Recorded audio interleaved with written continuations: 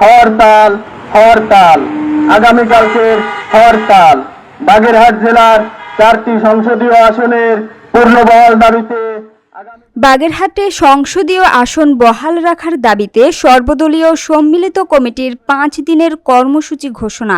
বাগেরহাট থেকে AH নাটুর রিপোর্টে বিস্তারিত।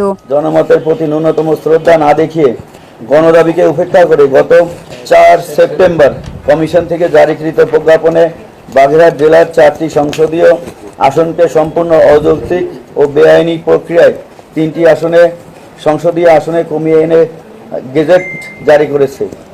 বাগেরহাটের সংসদীয় আসনের পূর্বের সকল সীমানা তছনছ করে দিয়ে নির্বাচন কমিশন যে নতুন সীমানা ঘোষণা করেছে, ইহাতে লক্ষ লক্ষ বাগেরহাটবাসীর হৃদয় বিদীর্ণ হয়েছে।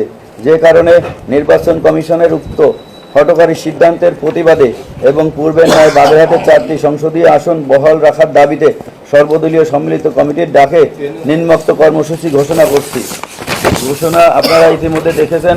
আজকে 4 তারিখ রবিবার, 7 তারিখ রবিবার আমরা লিফলেট বিতরণের কর্মসূচি নিয়েছি এবং মাইকে প্রচার করছি।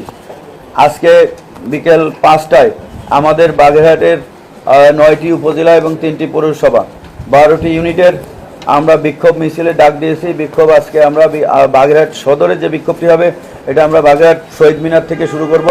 শহীদ মিনার জড়ো হয়ে আমরা বাগেরহাটের বিভিন্ন শহর প্রদক্ষিণ করব এবং বিক্ষোভ করব।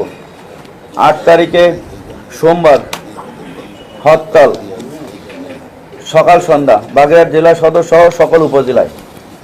9 তারিখে মঙ্গলবার আমরা আবার বিকেল 5টায় বাগেরহাটের প্রতিটি উপজেলায় আমরা বিক্ষোভ সমাবেশ করব।